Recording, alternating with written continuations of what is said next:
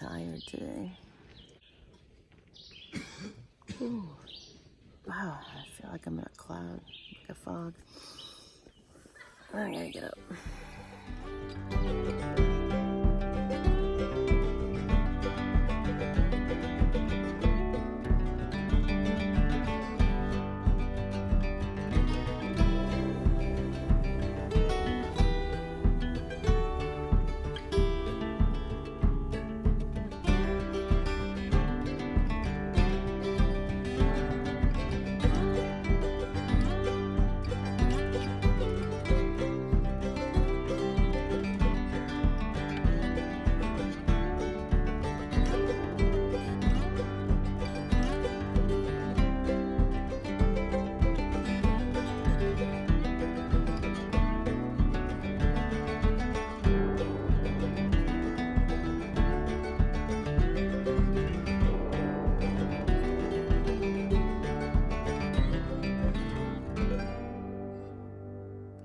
This is really a slow-moving morning.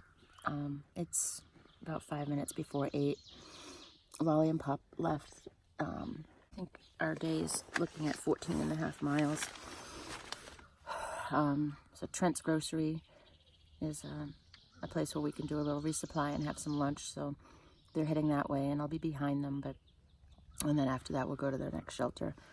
And when I say shelter, that's generally where I like to head for, even though I prefer my tent, but at least at a designated shelter, there's a water source and often a privy and just, and other people and all that. But my allergies definitely, as I wake up as if I'm in a fog, I'm lightheaded and puffy-eyed and not thinking clearly and literally feeling like I'm drunk, and I'm not, so I'm just in a haze. So I got to pick up some allergy medicine. Maybe Trent's will have some, but I'm really sensitive to medicine, so I don't want anything I think Claritin might not affect me too much. So anyway, I'll look and see. But gosh, I sure wish I could sleep more soundly at night. I did sleep last night, but I had some crazy dreams. Oh my gosh. And they're starting to fade from my head. You know how that happens. But yeah, I'm just dragging. I'm in my head. I'll be honest with you. I don't know what I was dreaming, but even yesterday in the afternoon, I was getting some texts from home, and I just really miss my kids. They're not babies. They're 18 and 20, but I miss them, and I love them, and I'm feeling like I've abandoned them. I just have all these negative thoughts, and I just want them to be happy, and they still need their mom, whether they admit that or agree with that or not.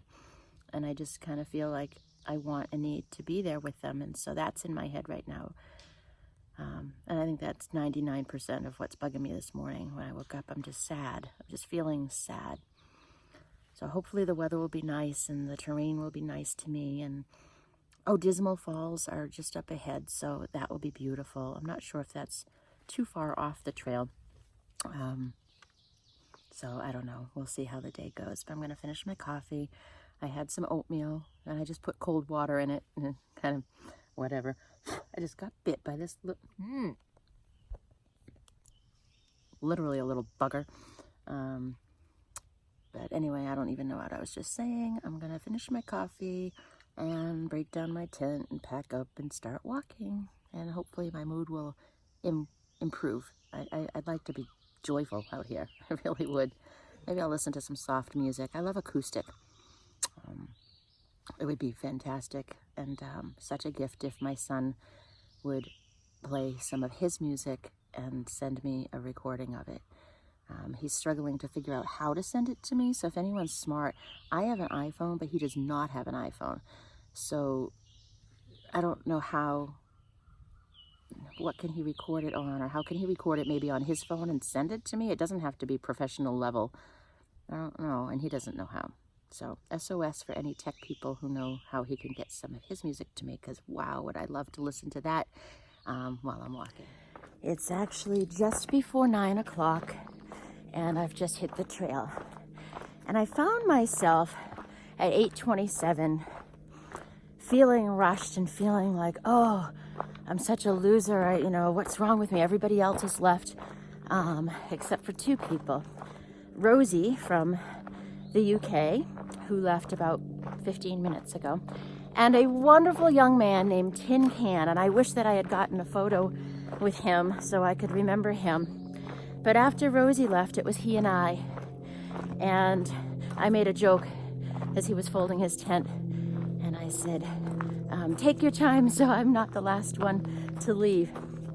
And he said, I'm in no hurry, I'm gonna be here a while. So I packed my things up and then I just sat there with him, I don't know, 5 or 10 minutes, and just talking about the reasons to be out here. And he really helped to ground me a little bit.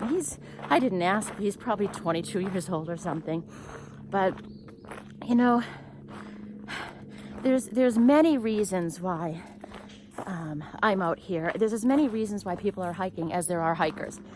And his reasons are wonderful and my reasons are wonderful, everybody. But I'm kind of torn, and maybe that's part of my trouble with getting going in the morning, or, you know, the miles I'm doing and the pressure I'm putting on myself and all that. But because some people are out here simply to through hike the AT. Their goal is to challenge themselves to get from Georgia to Maine, or Maine to Georgia, or flip-flop. And that is their goal. And they're pushing 18 miles a day, and they're doing, you know, the first ones to leave camp in the morning, and all that. Other people are, one of these days, I'm going to learn not to be filming while there's stuff under my feet. But I have this twofold reasoning. One, I want to challenge myself, and I want to do the whole thing and get from point A to point B. And to do that, you need to hike a certain number of miles a day. It's just a fact. But on the flip side, you know, with just real life and all the things going on there, I don't want to say real life, the other life, because this is real life too. But my outside world, you know, things going on there, put me here on the trail to breathe, to slow down, to get centered, to enjoy myself, to get back to who I am, who I know I am. I was feeling stressed and anxious, and I was letting it get me down, and I was letting it stop me from being who I know I am, my true authentic self. I'm adventurous, I'm silly. I was born giggling, I think. And I love to live, I love to do new things. It never happened in the way of physical activity, but so this is different, which is part of my point. But I would travel to new places and travel alone. If nobody wanted to come, I'm going. I start businesses. I found nonprofit organizations. I bring teenagers to Africa. I volunteered in orphanages in Mexico, and just, you know, I at one point had over 70 pen pals from around the world, and I still have one of them today. Charisse, if you're watching, hello, my darling in Aruba. So I'm just a person that loves to live life. It's a big world, and I want to see it. Even just moving to a new city, Nashville, Tennessee, 2 years ago, I hit the ground running, and I wanted to go to, you know, to all the music venues and museums, and that's how I found the hiking trails, which kind of started this whole thing. But my point is, I was losing myself because I was letting the other world get me down and really get in my head. So as much as it's equal that I want to challenge myself to do something extraordinary for me, for most people, which is to hike 2,200 miles on a pretty tough terrain, but and which is completely foreign to me, that type of challenge and activity. But the other side is to be centered and be grounded and find joy again in my life, and to breathe, and to just to get centered and get back to who I know I am, myself. I like me, and I'm not trying to find myself. I just want to get back to myself. So I'm not sure if I'm making sense to you, but I'm making sense to me. And so there is the battle. There's the battle that I've been fighting all these months, trying to make more miles, because to do that for me, with my body chemistry, with my energy level, with my short legs, with me, not you, not all those other people. For me, in order to meet one goal, which is to hike the entire trail in a year, I need to push myself. I need to push past my comfort level beyond what I'm comfortable with. I don't know if that makes sense. Just being out here pushes my boundaries and puts me outside of my comfort zone. Hiking 10 or 12 miles puts me beyond my comfort zone. Hiking in the rain, hiking while I'm cold, being alone all the time, all these things, you know, climbing and sweating and pissing and moaning the whole way, that puts me beyond my comfort zone. So I am doing that even if I hike 1 mile a day. So, but to enjoy myself, to fulfill the other reason I'm out here, I need to slow down. I need to look around more. I need to breathe deeper. I need to talk to more people. Like this morning, if I had rushed out and left with Lolly and Pop, they left about 7:30, 7:45, I'm not sure. I wouldn't have had the chance to sit and talk with Tin Man, whose values and outlook on life right now tend to mirror mine. And I wouldn't have had that chance. So I don't know. I think that's the battle. I think that's what's really happening inside of me. I need to make miles. I need to get to Maine. And I need to enjoy myself. I need to look around. I need to just walk a little slower sometimes so I can enjoy being out here. I don't want to get to Maine and throw my poles down and say, that sucked. I'm glad that's over. Glad I did it, but, you know, done. Next. I don't want to feel like that. So today, our goal is 14.5 miles. We'll see if I get there, but right now it's, I think, 7 miles to Trent's Grocer, so I can resupply and get a lunch from there instead of out of my food bag, and see how I feel. So I'll check back in with you. But right now I'm just going to hike at a pace that's comfortable for me for 7 miles and get to the grocer and think, and I'll let you know how it goes.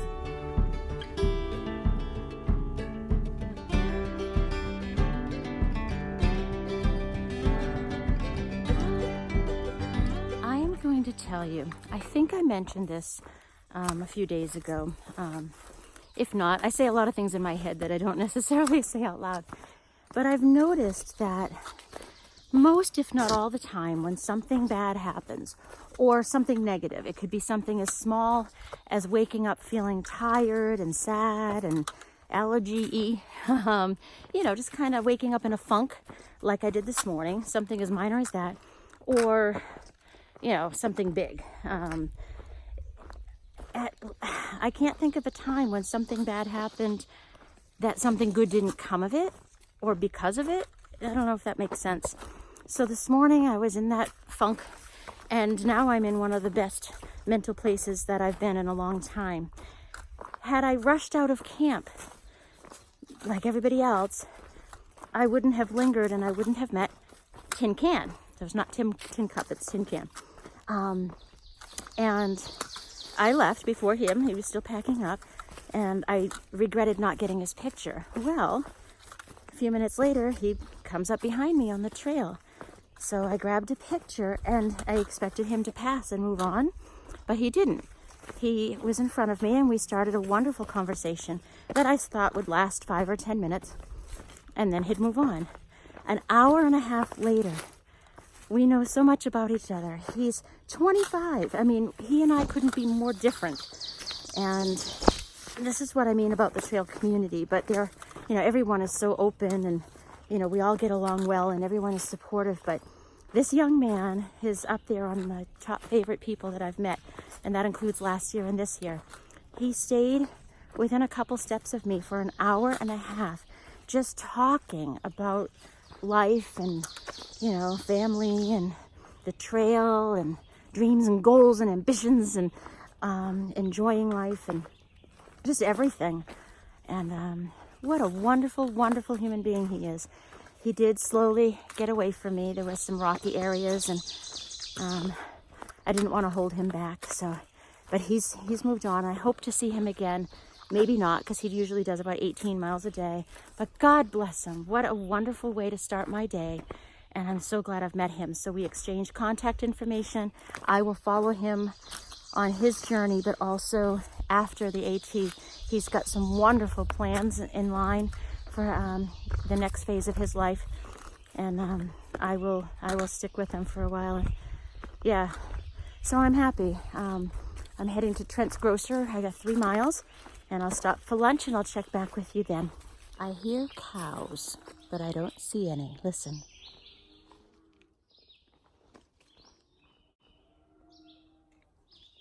Wonder if I'll see a dairy farm when I get down to Trent's Grocer or something. I don't know.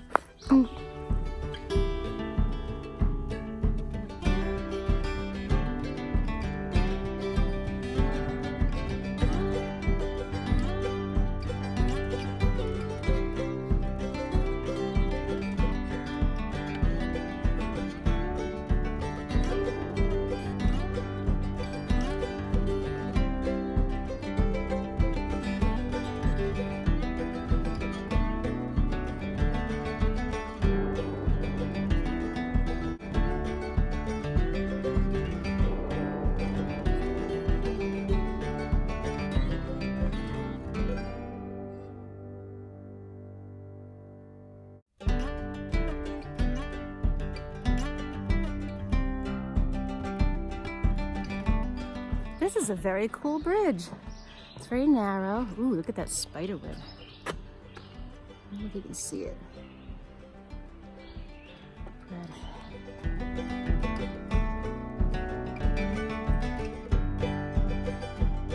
Oh my God, it's shaking as I go over it. Ah, that's a little frightening. That was nice. I'm out of the woods and heading toward Trent's Grocer for lunch. Lolly and Pop are already there. They're about 45 minutes ahead of me, so they'll probably be leaving as I get there. Maybe I should stick my thumb out. It's only a half mile.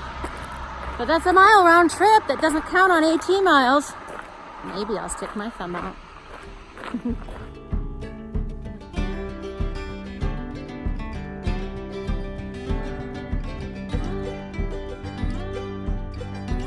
I've had my lunch.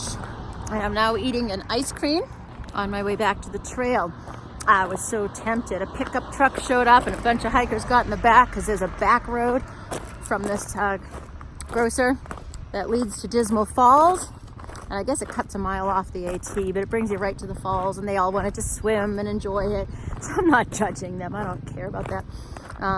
But I guess there's some water you have to forge or logs you have to cross or something to get over there. And I just went, oh, I don't know about that.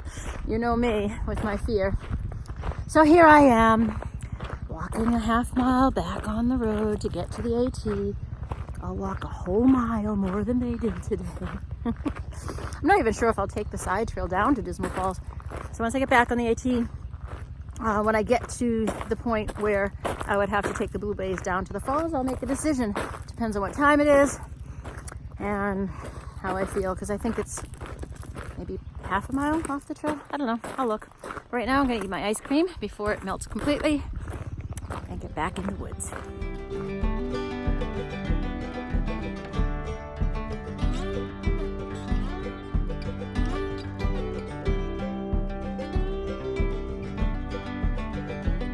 Question of the day.